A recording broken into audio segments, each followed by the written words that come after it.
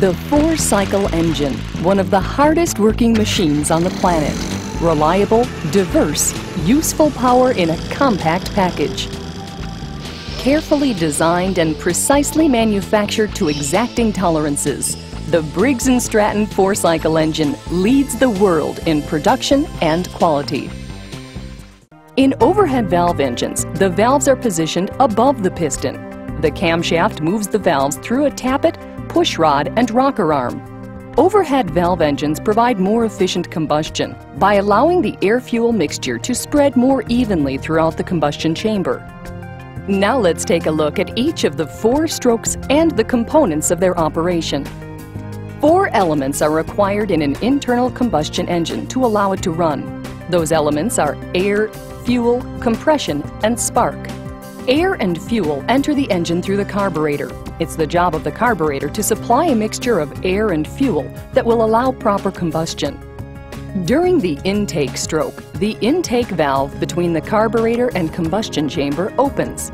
This allows atmospheric pressure to force the air-fuel mixture into the cylinder bore as the piston moves downward. Just after the piston reaches the bottom of its travel, or bottom dead center, the cylinder bore contains as much air-fuel mixture as possible. The intake valve closes and the advancing piston returns back up the cylinder bore. This is the compression stroke. The air-fuel mixture is compressed between the piston and cylinder head.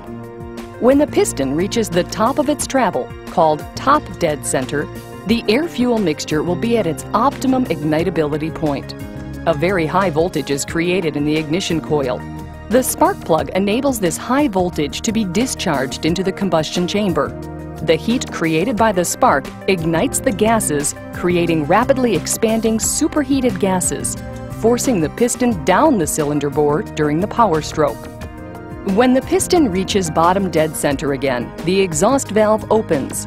As the piston travels back up the cylinder bore, it forces the spent combustion gases through the exhaust valve and out of the exhaust system.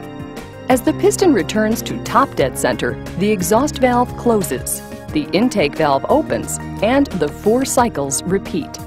Every repetition of all four cycles requires 2 full rotations of the crankshaft, and yet the engine creates power during just one of the 4 strokes.